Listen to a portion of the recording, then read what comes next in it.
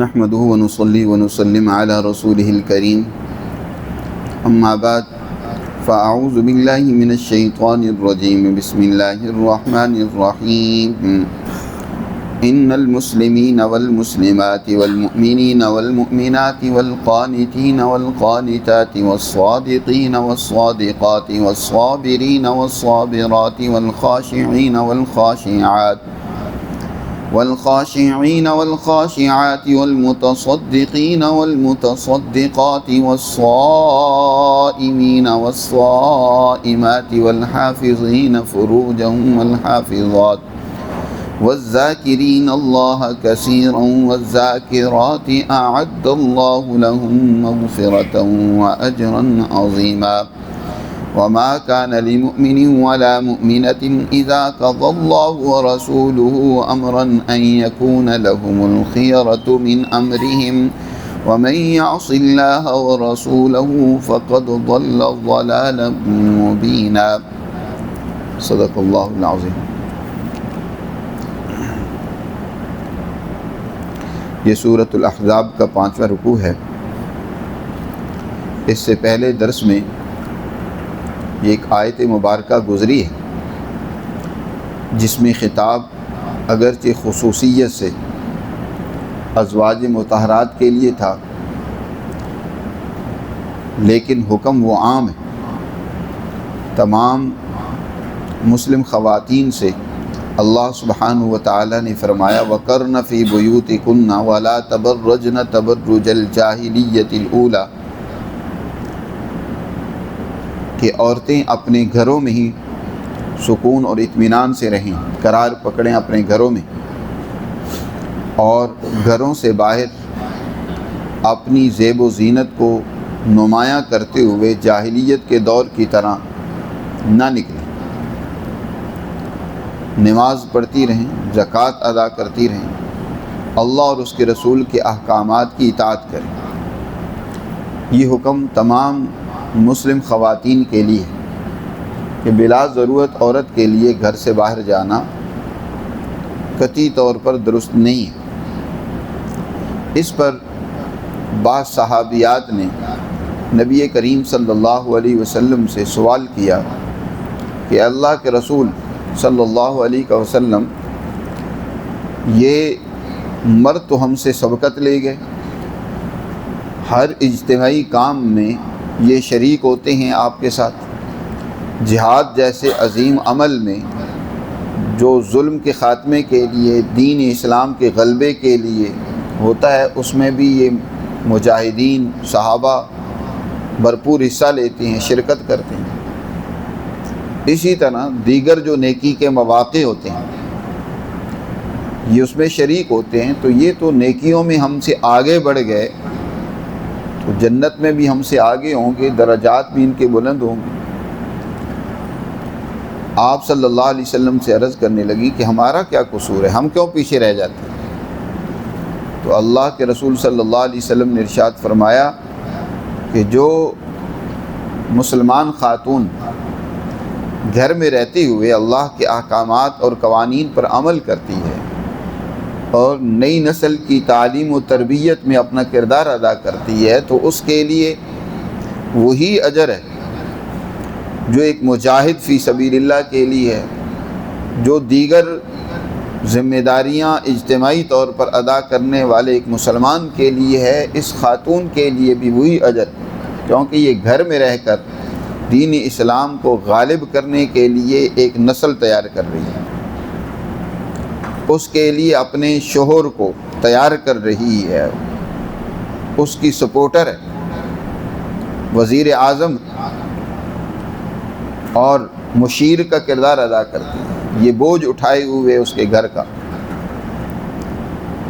اللہ نے مزید یہ آج کی آیات جو میں نے پہلی پڑھی ہیں، رکوع کی پہلی آیت، یہ بھی نازل کر دی، اور اس میں نازل کر کے جو مسلمان مرد و خواتین کے لیے بنیادی اور ضروری احکامات ہیں ان کی وضاحت کر دی، اور فرما دیا کہ در حقیقت مسلمان کی یہ وہ صفات ہیں جسے ہر ایک کو اپنانا ہے، چاہے وہ معاشرے کا کوئی فرد ہو، مرد ہو یا عورت، جنہوں نے ان صفات اور اخلاق کو اپنا لیا تو اللہ نے ان کے لیے بہت بڑا اجر اور بخشش اور مغفرت تیار کر رکھی ہے۔ وہ صفات اللہ نے یہاں بیان فرمائی ہیں۔ فرمایا ان المسلمین والمسلمات، بے شک مسلمان مرد اور مسلمان خواتین، مسلمان اس کے مقابل کے طور پر یہاں آگے دوسری ایک صفت آ رہی ہے مؤمن اور مؤمنات۔ اسلام اور ایمان ایک دوسرے کی جگہ پر استعمال ہوتے رہتے ہیں، لیکن جہاں دونوں کا ذکر ہو تو اس سے الگ الگ معنی اور مفہوم مراد ہوتا ہے۔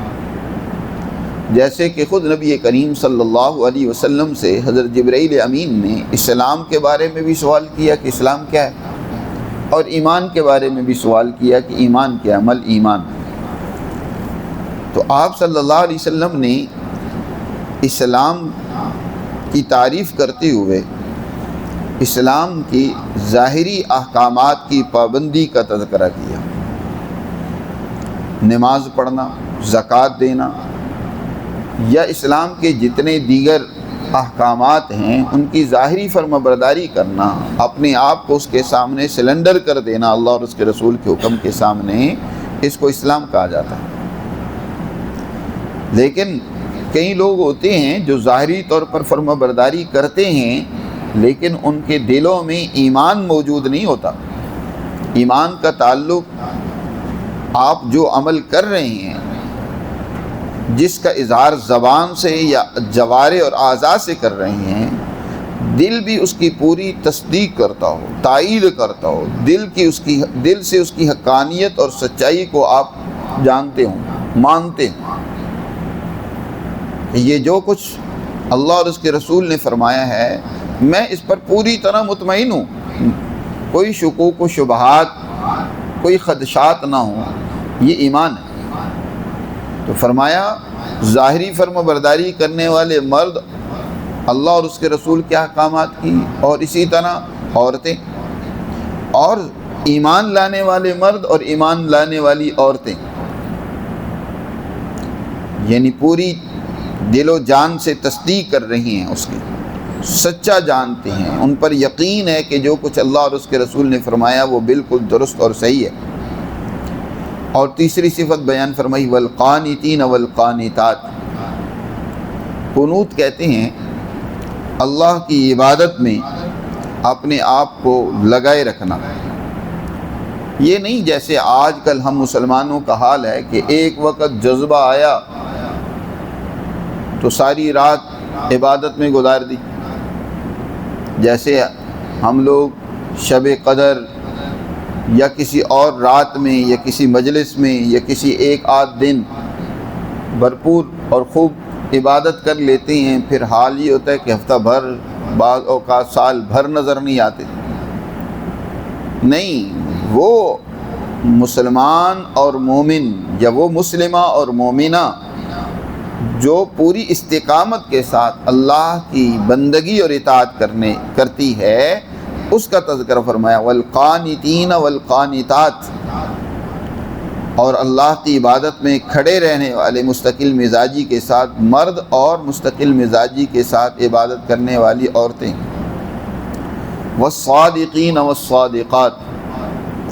چوتھی صفت بیان فرمائی کہ صداقت اور سچائی جن کا اہم ترین وصف ہے، اپنے مفاد کے لیے کبھی جھوٹ نہیں بولتے، سچائی کا دامن کبھی انہوں نے ہاتھ سے نہیں چھوڑا، چاہے جان چلی جائے، نقصان ہو جائے، ان کے مفاد کو زر پڑے، ہر حال میں سچ بولتے ہیں، سچائی کا وہ ساتھ دیتے ہیں۔ تو سچ بولنے والے مرد اور سچ بولنے والی عورتیں، یہ بھی آج ہمارا بڑا المی ہے۔ ان باتوں میں بھی ہم جھوٹ بولتے ہیں جس میں کوئی نفع نقصان بھی نہیں ہوتا، بظاہر معمولی سی باتوں میں جھوٹ بول دیا جاتا ہے، حالانکہ وہاں اس جھوٹ نہ بولنے کا کوئی نقصان بھی نہیں، ظاہری طور پر کوئی فائدہ بھی نہیں، کوئی لالچ بھی نہیں ہوتا، بس ایک عادت بن جاتی ہے جھوٹ بولنے کی۔ یہ دیکھیں کہ جن کی کامیابی کا اس آیت مبارکہ میں ذکر کیا گیا ہے وہ ہیں جو اپنے قول میں اپنے عمل میں سچے ہوں. والصابرین والصابرات، اور پانچواں وصف ذکر کیا کہ صبر و استقامت کے ساتھ. ظاہر دین کا راستہ کوئی آسان نہیں ہے. اللہ کے احکامات اور قوانین پر عمل کرنا، اس میں بڑی بڑی رکاوٹیں آتی ہیں.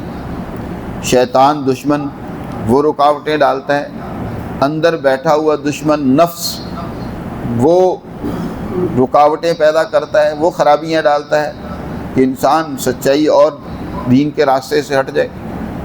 اور خارجی بے شمار دشمن انسان کو اللہ کے راستے سے ہٹانے کی کوشش کرتے ہیں. لیکن یہ وہ سچے ہیں، سچے مومن اور مسلمان ہیں جو پوری صبر و استقامت کے ساتھ اس راستے پر ڈٹے ہوئے ہیں. والصابرین والصابرات، صبر کے معنی در حقیقت استقامت کے ساتھ اس حق کے راستے پر کھڑے رہنے کے. صبر کے معنی یہ نہیں ہے کہ انسان بس مایوس ہو کر بس انتظار میں پڑا رہے، بس دیکھیں گے نتیجہ کیا نکلتا ہے. یہ صبر کے منافی ہے. صبر یہ ہے کہ انسان استقامت کے ساتھ اپنے اس نظریے، فکر اور عمل پر قائم رہے. کوئی بھی اسے اس راستے سے ہٹانے کی کوشش کرے، چاہے کتنی تکلیفیں آئیں، مصیبتیں آئیں، وہ برداشت کرے. اس کو صبر کہا جاتا ہے. قرآن مجید نے اس کا تذکرہ دوسری جگہ پر ایک سچی ایمان والی جماعت کے ضمن میں کیا کہ انہوں نے اللہ سے دعا کی. جب دشمن کے مقابلے میں ڈٹ گئے تو وہ دعا کرتے ہوئے کہتے ہیں ربنا افرغ علینا صبرا وثبت اقدامنا، اے اللہ ہم پر صبر کو انڈیل دے دشمن کے مقابلے میں. وثبت اقدامنا، اور ہمارے پاؤں دشمن کے مقابلے میں جما دے. اب یہ نہیں ہے کہ دشمن مار رہا ہے ہم مار کھائے جائیں، نہیں. دشمن کا مقابلہ کرنا کوئی آسان کام نہیں ہے. وہ تو تمہاری جان لینے کے در پہ ہے، اس میں تمہاری جان جا سکتی ہے. تکلیفیں مصیبتیں بڑی اس راستے میں آئیں گی، لیکن وہ کہتے ہیں کہ ہم اپنے مقصد سے پیچھے نہ ہٹیں، جمے رہیں. تو صبر کے یہی معنی ہے ہر جگہ پر. والصابرین والصابرات والخاشعین والخاشعات، چھٹی صفت ذکر کی، جو اللہ کے سامنے عاجزی کرنے والے ہیں. آج مسلمان میں یہ بھی بہت بڑی خرابی پیدا ہو گئی کہ عمل تو ہے کوئی نہیں، دعوے بڑے ہیں، کردار بالکل زیرو ہے، اور دوسری طرف تکبر اور غرور بہت زیادہ ہے. سمجھتے ہیں کہ بس نجات یافتہ تو ہم ہی ہیں، ہم ہی کامیاب ہیں، ہم ہی سب سے سپریم ہیں، ہم ہی سب سے اونچے ہیں، جنت بھی ہمارے ہی حق اور ٹھیکہ ہے. بس اللہ میاں تو ان کو ہماری مدد کرنا تو ہمارے لیے ان کے لیے ضروری ہے، ہم کیونکہ اس کو مان رہے ہیں. آج تکبر و غرور مسلمانوں میں جتنا سرایت کر گیا ہے، اور یہی ان کی تباہی و بربادی کا سبب ہے. جبکہ ایمان والوں کی صفت اللہ نے یہاں بیان فرمائی، والخاشعین والخاشعات، اللہ کے سامنے ڈرنے والے، خشوع اختیار کرنے والے، جھکنے والے، عاجزی کرنے والے مرد اور عاجزی کرنے والی عورتیں، ان کے اندر اللہ کی عظمت اور ہیبت ہوتی ہے، ان کے اندر تکبر و غرور نہیں ہوتا. اور ساتویں صفت بیان فرمائی، والمتصدقین والمتصدقات، مالی اشتراک ان کا بنیادی اور اہم وصف ہے. ان کے پاس جب مال آتا ہے تو یہ نہیں ہے کہ اس مال کے اوپر وہ سانپ بن کر بیٹھے ہوئے بخیل اور لالچی بن جائیں. بس دولت کو جمع کرنے اور سمیٹنے کی فکر لگی ہوئی ہوتی ہے، اپنی دولت بڑھانے کی فکر ہے. معاشرے کے محروم الحال طبقات کی انہیں کوئی پرواہ اور فکر نہیں ہوتی، بلکہ وہ اپنے اس مال کو اللہ کی مخلوق پر خرچ کرتے ہیں. اور یاد رکھو ایک بات اور بھی، کہ قرآن میں جہاں بھی خرچ کرنے کا حکم ہے تو خرچ کرنا علی الحکمت ہے، حکمت کے طریقے سے، ایسے طریقے سے خرچ نہیں کرنا کہ تم لوگوں کو بھکاری بنا دو۔ یہ خرچ کرنے کا طریقہ مسلمانوں میں جو پیدا ہو رہا ہے یہ بہت بڑا غلط ہے۔ نبی کریم صلی اللہ علیہ وسلم نے ہمیشہ حکمت کے طریقے سے خرچ کرنے کا حکم دیا، یا قرآن میں بھی جہاں خرچ کرنے کا ذکر آیا ہے اس سے مطلب یہ ہے کہ آپ کے معاشرے کے محروم الحال ان کی محرومیاں بالکلیہ ختم ہوں، ایسے طریقے سے ان پر خرچ کرو کہ کل وہ لینے والے نہ رہیں بلکہ دینے والے بن جائیں، وہ اپنے پاؤں پر کھڑے ہو جائیں۔ وہ واقعہ مشہور ہے، اکثر میں بیان بھی کرتا ہوں کہ نبی کریم صلی اللہ علیہ وسلم کی خدمت میں ایک سائل آیا تو آپ صلی اللہ علیہ وسلم نے پوچھا بتاؤ تمہارے گھر میں کیا ہے؟ اس نے کہا اللہ کے رسول ایک پیالہ ہے، ایک کمبل ہے اور کچھ بھی نہیں ہے۔ فرمایا اسی کو لے کر آؤ۔ آپ نے بولی لگوائی اور جو رقم ملی اس کے 3 حصے کیے، ایک حصے کو کہا کہ اس کو لے جاؤ اور بازار سے کلہاڑا خرید کے لاؤ، اور ایک حصے سے کہا فوری اپنے خراجات پورے کرو، گھر کے راشن وغیرہ لے جاؤ، اور ایک حصہ تھا اس کو کہا اپنے پاس محفوظ کر لو۔ اب وہ کلہاڑا منگوایا، لکڑی کا ایک دستہ منگوایا، اس کے اندر وہ خود اس کے اندر ڈال کر اس کے حوالے کیا اور کہا کہ جاؤ جنگل سے لکڑیاں کاٹو اور انہیں بازار میں بیچو۔ اس طریقے سے چند دنوں میں ہی وہ حضور کی خدمت میں حاضر ہو کر عرض کرتا ہے کہ اللہ کے رسول الحمدللہ اب میں خوشحال ہوں، اب میرے پاس اتنا سرمایہ اکٹھا ہو گیا کہ اب میں دوسروں کی مدد کر سکتا ہوں۔ یہ ہے حکمت کا طریقہ کہ دوسرے کو تم خود اس کے پاؤں پر کھڑے کر دو۔ اور یہی وجہ ہے کہ مدینہ منورہ میں صحابہ کرام رضوان اللہ تعالی علیہم اجمعین نے اسی طریق سے خرچ کیا کہ ایک وقت میں وہ لینے والے تھے تو دوسرے وقت میں وہ دینے والے تو نظر آئے، لینے والے نہیں تھے۔ جو ایک وقت میں زکوٰۃ لینے والا تھا تو دوسرے وقت میں وہ خود دینے والوں میں سے تھا۔ لیکن ہمارے یہاں جو سال پہلے رمضان میں وہ سیٹھ صاحب کے گھر پر چند ٹکے لینے کے لیے یا ایک تھیلا آٹے کا لینے کے لیے بیچارہ پہنچا ہوا ہوتا ہے، وہ سال بعد بھی وہیں پہنچا ہوتا ہے۔ ہر سال وہ بس سیٹھ صاحب کو یاد کر رہا ہوتا ہے کہ جناب پچھلی دفعہ آپ نے میری مدد کی تھی، اب اس دفعہ پھر میری مدد کریں، اور وہ مستقل ایک بھکاری بن جاتا ہے۔ تو اسلام معاشرے میں بھکاری پن کو پیدا نہیں کرتا، یہ الگ بہت بڑا جرم ہے، اس سے تو اسلام نے سختی سے روکا ہے۔ اور آپ دیکھتے ہیں کہ اسی کا نتیجہ ہے کہ آئے دن بھیک مانگنے والے بڑھتے چلے جا رہے ہیں۔ بازاروں میں تو ایک طرف رہا جہاں ہم سب اللہ کے سامنے مانگنے کے لیے آتے ہیں کہ اللہ ہماری مشکلات کو حل کریں، وہاں پر بھی بجائے اللہ سے مانگنے کے بندوں سے سوال کیا جا رہا ہوتا ہے میری مدد کرو، میں مشکل میں پھنس گیا۔ اور ہر مسجد میں اب دیکھو گے کہ عموماً ہر نماز میں نہیں تو روزانہ 1-2 لوگ پہنچے ہوئے ہوتے ہیں۔ تو یہ جو معاشرے میں بھیک مانگنے کی عادت بڑھتی چلی جا رہی ہے، اسلام اس کی اجازت نہیں دیتا۔ اس کو پیشہ بنا لینا خاص طور پر یہ تو بہت ہی مذموم ہے۔ حضور صلی اللہ علیہ وسلم نے اس کی بڑی مذمت اور سزا کا ذکر کیا۔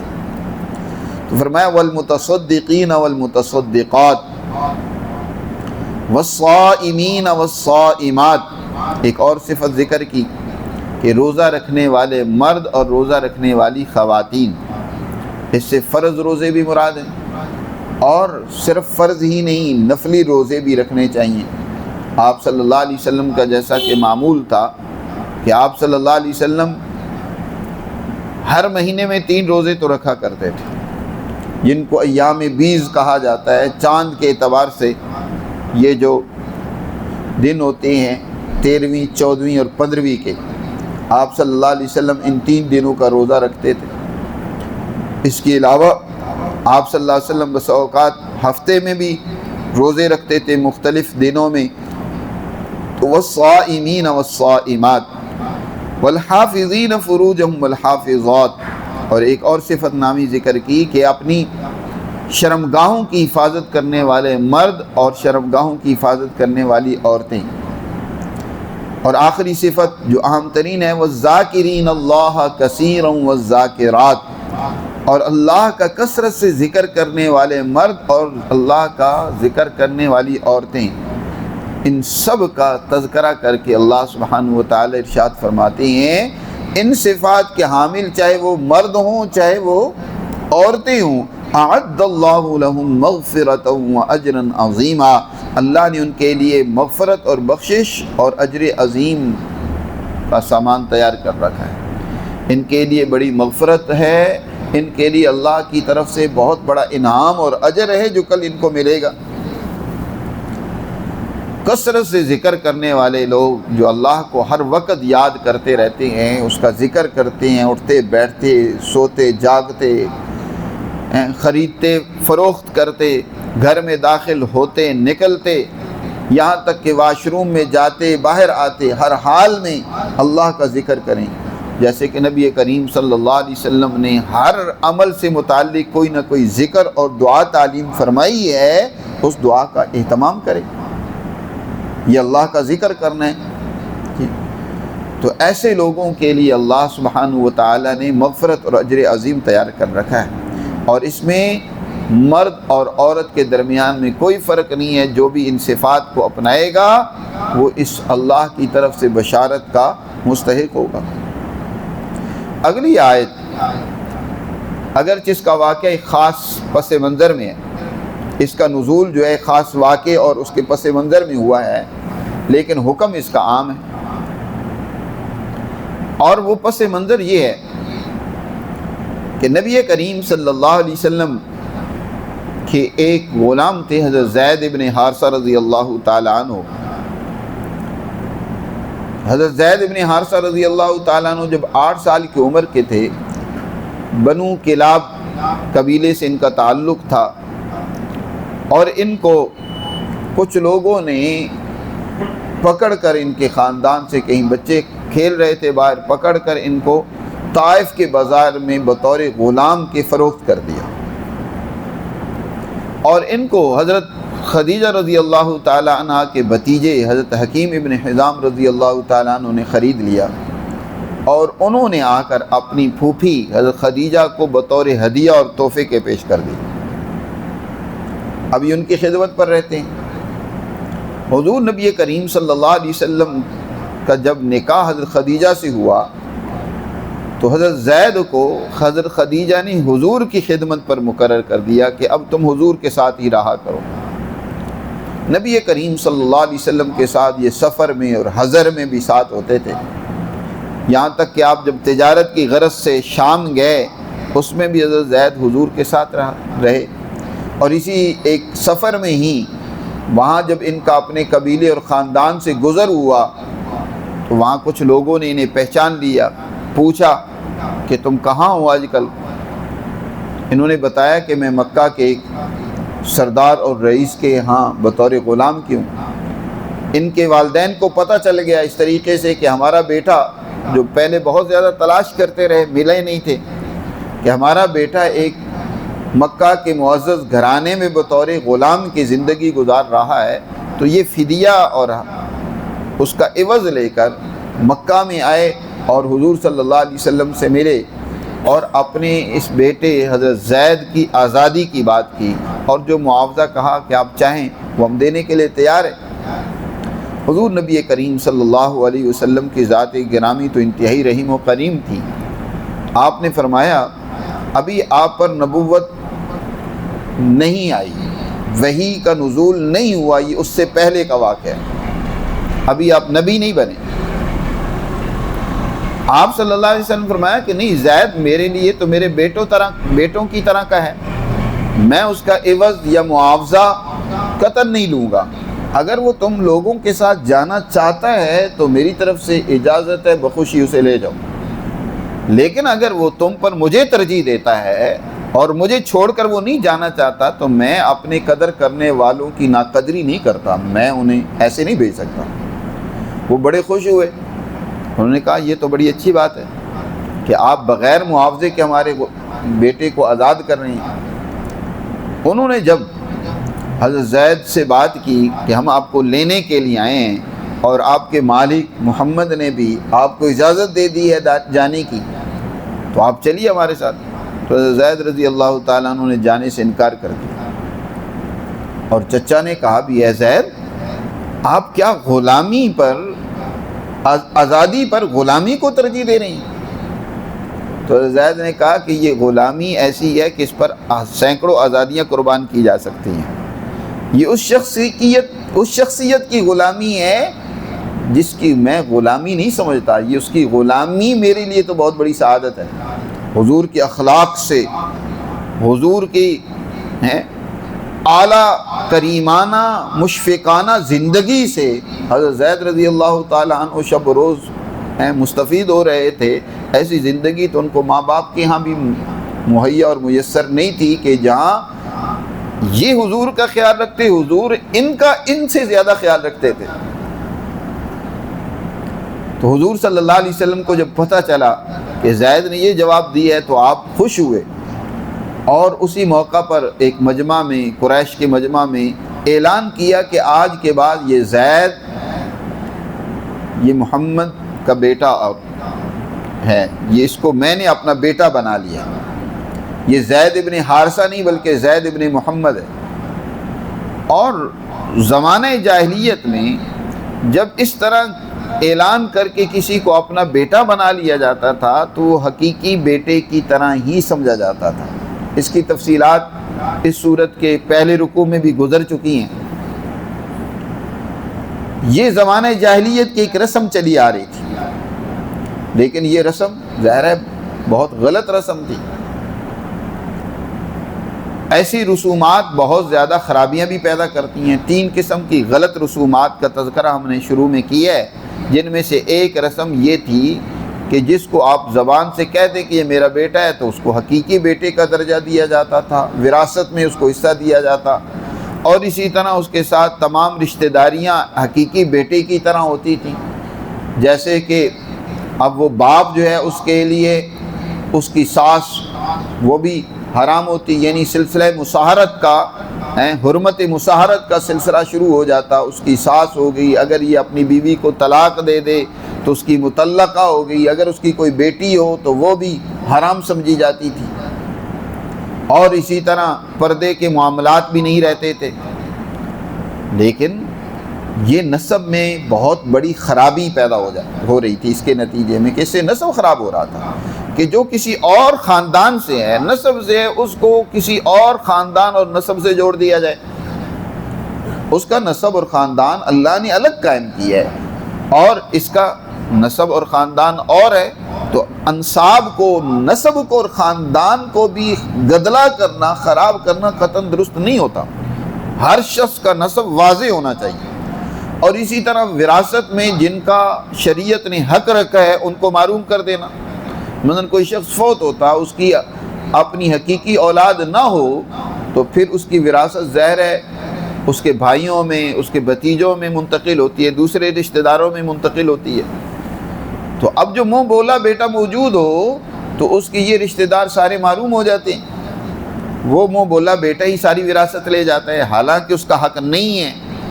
حق تو دوسرے رشتہ داروں کا ہے. تو دوسرے رشتہ دار، ان کا حق مارا جائے، ان کی رشتہ داریوں میں دراڑیں پڑ جائیں، ان کی اس رشتے کی حرمت نہ رہے، تو یہ قطعاً درست نہیں ہے. تو دین اسلام نے اس رسم کی بڑی سختی سے تردید کی ہے، مخالفت کی ہے، اور اس کا انکار کیا ہے. صرف زبان ہی سے نہیں بلکہ نبی کریم صلی اللہ علیہ وسلم سے عملاً اس رسم کی مخالفت کروائی ہے، تاکہ یہ رسم اس کی جڑ تک ختم ہو جائے. کیونکہ یاد رکھو، جب کوئی رسم کسی معاشرے میں سرایت کر جاتی ہے، پختہ ہو جاتی ہے، اور وہاں عوام و خواص کا عقیدہ بن جاتا ہے اس رسم سے کے متعلق، تو اس رسم کے خلاف جانا بڑا مشکل ہوتا ہے. عوام تو وہ جاتے نہیں ہیں کیونکہ ان کا عقیدہ اس رسم پر اس طرح پختہ ہو چکا ہوتا ہے کہ وہ اس کو قانون بنا لیتے ہیں. اور جو خواص ہوتے ہیں وہ بھی انتشار اور اختلاف کے ڈر سے اس رسم کے خلاف نہیں جاتے. اور وہ اس طریقے سے بعض اوقات غلط رسمیں ہمارے معاشرے اور سوسائٹی کا حصہ بن جاتی ہیں۔ تو ایسی رسومات فاسدہ کا معاشرے سے خاتمہ کرنا اونچے لوگوں کی ذمہ داری ہوتی ہے۔ اور نبی کریم صلی اللہ علیہ وسلم تو تشریف ہی اس لیے لائے تھے کہ جو لوگوں پر اس طرح کی بیجا زنجیریں، طوق اور سختیاں پڑی ہوئی تھیں غلط رسومات کی، ان کو ختم کر دیں۔ نبی پاک صلی اللہ علیہ وسلم کی جہاں صفات بیان کی گئی ہیں ان میں سے ایک صفت یہ بھی ہے، النبی الامی الذی یجدونہ مکتوبا عندہم فی التوراۃ والانجیل یأمرهم بالمعروف وینہاہم عن المنکر ویحل لهم الطیبات ویحرم علیہم الخبائث۔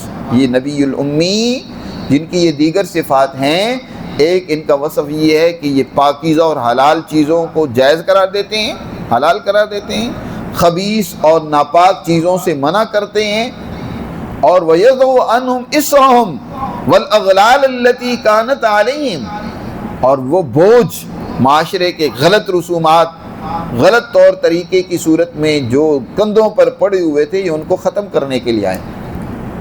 تو آپ صلی اللہ علیہ وسلم سے سب سے پہلے تو یہ کہا گیا کہ آپ نے جو زید کو اپنا بیٹا بنایا ہے، اعلان کر دیں کہ آج کے بعد زید ابن محمد نہیں، یہ زید ابن حارثہ ہی ہیں، ان کے اصل والد کی طرف ان کو منسوب کر کے پکارا جائے۔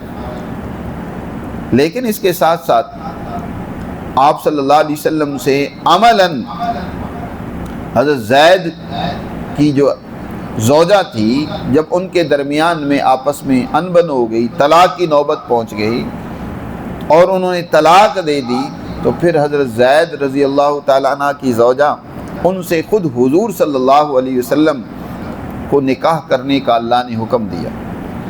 اس سے پہلے اس آیت مبارکہ میں جو اللہ نے بیان فرمایا کہ حضرت زید رضی اللہ تعالیٰ عنہ حضور صلی اللہ علیہ وسلم کے زیر تربیت ہی رہے، چاہے غلام کی حیثیت سے، لیکن حضور کا ان سے تعلق ایسے ہی تھا جیسے اپنی اولاد سے ہوتا ہے، اچھے طریقے سے ان کے خراجات، ضروریات پوری کرنا۔ اب ان کی شادی کرنے کا جب موقع آیا، حضور صلی اللہ علیہ وسلم سے قریب یہ 10 سال چھوٹے تھے۔ جب حضور نے اعلان نبوت کیا اس وقت ان کی عمر 30 سال تھی، اور حضور صلی اللہ علیہ وسلم پر سب سے پہلے ایمان لانے والوں میں سے حضرت زید بھی تھے۔ جہاں حضرت ابوبکر، حضرت علی، حضرت خدیجہ حضور پر سب سے پہلے ایمان لائے، تو ان میں سے سب سے پہلے حضرت زید بھی ایمان لانے والوں میں سے۔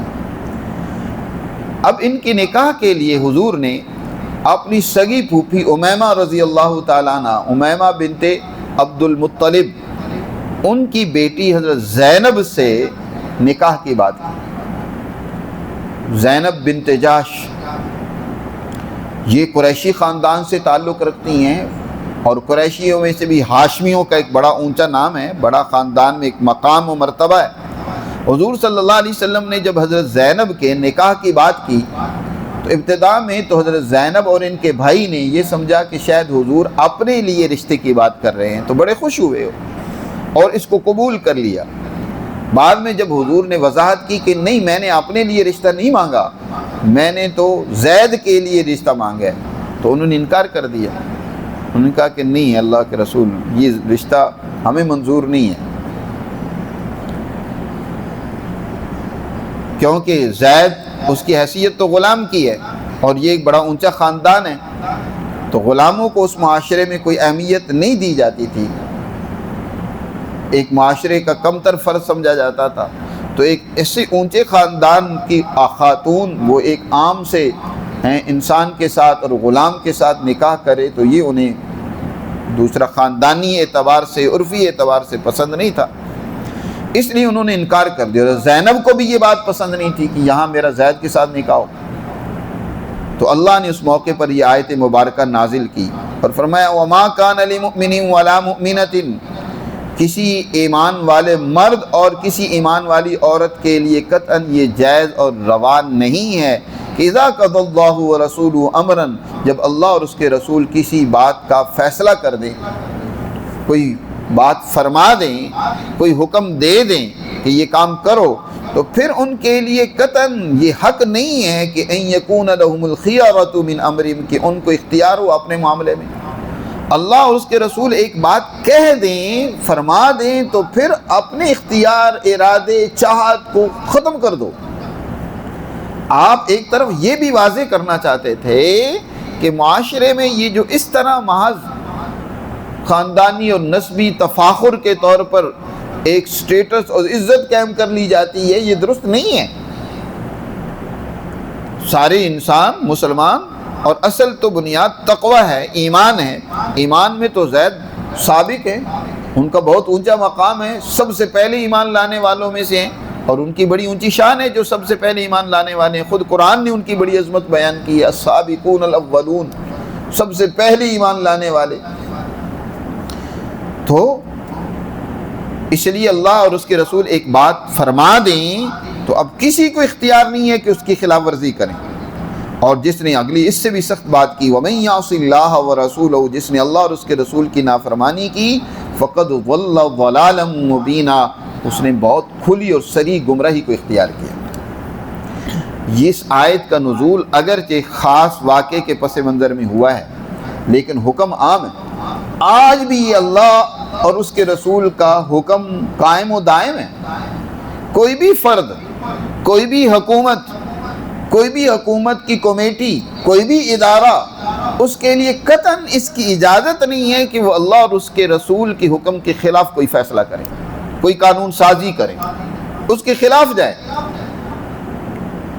اگر ایسا کریں گے تو فقد ضل ضلالا مبینا، وہ صریح گمراہی میں، خرابی میں مبتلا ہیں۔ آج آپ دیکھ لیں اوپر سے نیچے تک مسلمان کہاں کھڑے ہیں؟ قدم قدم پر اللہ اور اس کے رسول کی مخالفت ہے۔ آپ کی حکومتیں وہ اللہ اور اس کے رسول کے حکم کے خلاف کردار ادا کر رہی ہیں۔ آپ کے ادارے، ان کے سامنے کوئی اللہ اور اس کے رسول کا حکم نہیں ہے، عدل نہیں ہے، مساوات نہیں ہے، معاشرے میں امن قائم کرنے کے لیے کردار ادا کرنا نہیں ہے، مفادات ہیں اپنے، اس کی خاطر سب کچھ پتنی جھوٹ سچ ملا ملو کر لوگوں کو غلط راستوں پر ڈال کر اپنے مفادات حاصل کیے جاتے ہیں۔ تو فرمایا ایسے لوگ تو صریح گمراہی میں مبتلا ہیں، فقط ضل ضلالا مبینا، اور گمراہ جس نے راستہ ہی گم کر دیا ہے، راستے سے ہی ہٹ گیا، بھٹک گیا ہے، تو وہ کہاں ترقی پر جائے گا؟ درست راستے پر چلنے والا ہی سیدھی منزل کو، ترقی کی منزل کو، کامیابی کو چھوتا ہے۔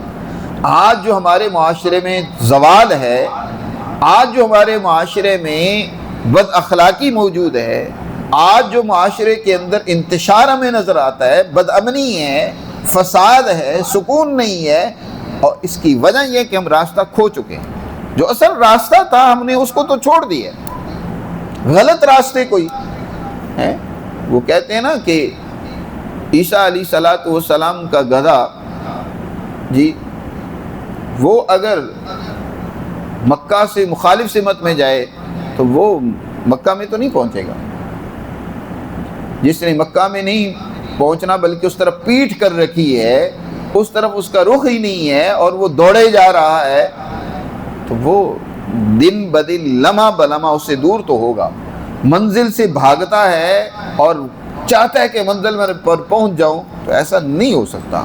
تو اس آیت مبارکہ نے بات یہ واضح کر دی ہے کہ کامیابی کے لیے ضروری ہے اللہ اور اس کے رسول کے احکامات پر عمل کیا جائے۔ اسی کا نتیجہ ہے کہ دنیا میں ہر فرد، ہر معاشرہ کامیاب ہوگا اور آخرت میں بھی نجات پائے گا، وگرنہ اس نے اپنے راستے کو کھو دیا۔ تو یہ آیت مبارکہ اس بات کو واضح کرتی ہے۔ اس آیت کے نازل ہونے کے بعد پھر حضرت زینب نے اور ان کے بھائی نے فوراً اس رشتے کو قبول کر لیا، اور اس طریقے سے حضرت زید کے ساتھ حضرت زینب کا نکاح ہو گیا۔ لیکن وہ ایک خاندانی آپس میں وہ جو مناسبت نہیں تھی، اس کا اثر ظاہر ہوا۔ 1 سال ہی کے بعد ان کا رشتہ وہ نہ قائم رہ سکا، اور نوبت طلاق تک پہنچی۔ اس کا تذکرہ اگلی آیات میں ہے، انشاءاللہ اس پر پھر بات کریں گے۔